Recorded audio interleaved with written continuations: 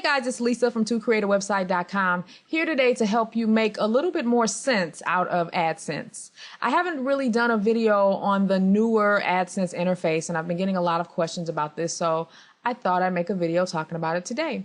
So first of all, let's talk about the newest feature, the allow and block ad feature. Some of you guys have already had access to this feature, but for a lot of you guys, the ad review center is new. And basically, this is a place where you can come and allow or block certain ads. And they're giving us much more control over the kinds of ads that show up on our site these days. So if you haven't enabled the ad review center, you're going to have to do that first and then wait about 3 or 4 days, and then you should be able to see these links here. So if I click shown ads right now, it's going to show me the ads that have appeared on all of my sites that use AdSense. And if you come over here to the right column and click this arrow and scroll through, it's going to show all of the ads. So it should be a lot of ads.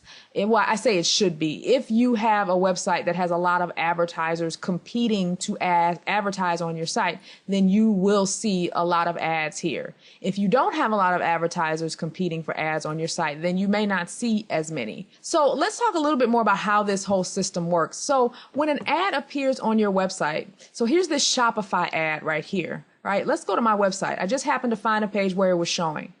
When an ad appears on your site, what happens is there is an auction that's going on behind the scenes with Google. Advertisers are basically looking for websites to advertise on. So they're telling Google, okay, I'm looking for a site, with a 300 by 250 size space in the left nav, or a 728 by 90 leaderboard space in the header. And so Google says, all right, here's my inventory. And so there's an auction that takes place. So basically the winning bid is the ad that appears on your website.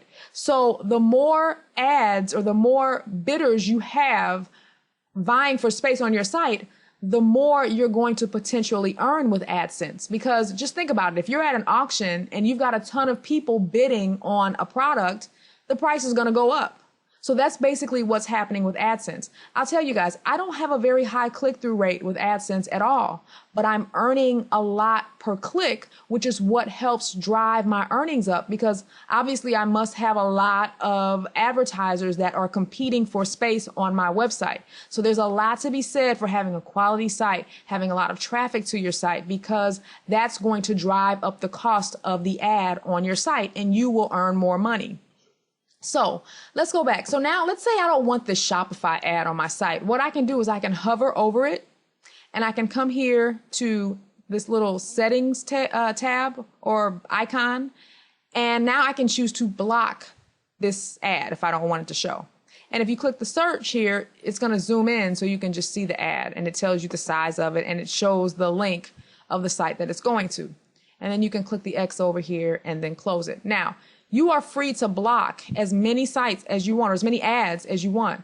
But keep in mind, the more ads that you block, the less that are going to be competing in that auction, which will drive the price of the ad down, which means you may earn less. Now, if you've got a competitor that you just don't want showing on your website, then that may be fine. You may just have to do that. Obviously, if you're selling a certain product and you've got a competitor ad who's selling a similar product, you don't want that on your site. So in some cases, you may just have to block something. So then you will come here and then you will block it. And then after you do that, you can come over here to blocked ads, and it'll tell you which ads you have blocked. Now, I haven't blocked any as of yet, at least not under the new ad review center. So that's why you don't see anything here. Now, you can also block ads by categories. So if you want to block ads, for example, by general categories, you can come here. But again, keep in mind, the more you block, the more you can be driving the price of your ads down, because there aren't as many advertisers competing for that space. So just keep that in mind. So I'm not going to go through all these because it's pretty self-explanatory, but I did want to come back up here to settings, because this is where you can choose whether or not you want ads to run immediately, or you can hold the ad for 24 hours and they'll wait for you to review it. And then once you review it and accept it, then the ad will be live. Right now, I'm just keeping everything running, immediately. And if I see something crazy, then I'll come in here and say, oh, I don't want to show that ad. I'm going to block it. So I would personally recommend, and even Google recommends, that you keep this as run ads immediately, just because you don't want to drive down the cost of your ads in the auction. Because if you hold an ad, it does not appear in that auction that I was talking about earlier. So that's something that's important to note. So let's talk about making money with AdSense. One of the reasons that I have done very well with AdSense, obviously traffic is number one, but it's really important to target or to attract placement advertisers. So if you go up to your performance reports and you come down here to targeting types, you're going to see 4 different categories here: placement, contextual, interest-based, and unmatched. Placement, as you can see, is on top, because that's where I earn the most money. I can't show you any specifics because it's against their terms, but it's on top because that's where my money is coming from. So that means advertisers are saying, hey, I don't want to just have an ad just in your network showing up on random sites or sites that are related to the keywords I'm targeting. I want to advertise on Lisa's website, tocreateawebsite.com or flatstomachexercises.com specifically. I want my ads to appear there, and I want to outbid all these contextual advertisers. So the contextual advertisers, they just say, hey, I have an ad on dog food, and I want my ad to appear on any site that targets dog food. Okay. But placement advertisers say, well, hey, I want to outbid these guys, and I want my ad to be on this site specifically. So these people pay more for the ad. So when they pay more, you earn more. So you always want to make sure your site is accessible for the placement advertisers. And how do you do that? You're going to come up here to My Ads. And anytime you create a new ad unit, hopefully you create a channel for that ad. So let's go to custom channels. And a channel is basically a descriptive unit. So you just say header of my To Create a Website site, or left column of my Flat Stomach website, or whatever. So as you can see here, here's my channel, To Create a Website left nav. So let's click this. And in order to make your unit or your channel accessible to the placement advertisers, you want to make sure you have this box checked right here. And that's all you need to do. So come over here, check this, and then close it. And so now when the placement advertisers are looking for a specific site, they can find your channel. That's all you got to do. So make sure you've done this for all of your custom channels, and then it'll make sure that all the placement advertisers can advertise on your site if they want to. So once you've done that, you can come back down to your targeting types report, and then you can see the actual amount that you're earning for placement, contextual, and interest-based, and then unmatched. Interest-based ads are basically ads that are shown, just like it says, based on the user's interest. So let's say one of my visitors was on the Target website before they came to my site. So let's say they come to Website Babble and they see a Target ad on my site, even though my site is not related to Target, but that user was just on the Target website. And so Google is going to show them a Target ad. That's what interest-based is. Now, I had turned this option off, actually, but I was still seeing interest-based ads within my network. So I don't really understand what the issue was with that. So I just turned it back on because Google said the more you block, the more you limit your revenue. So just keep that in mind. Now, let's go back to the allow and block ad feature just for a second. One of the things Google promised us in their blog post is that they said we would be able to somehow see which of our ads were placement and which were contextual.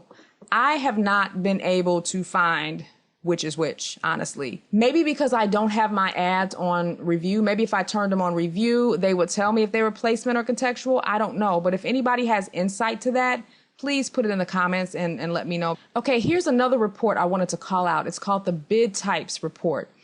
If you go here, you can see I am earning from CPM bids, CPC bids, and then unmatched ad requests, which is actually 0.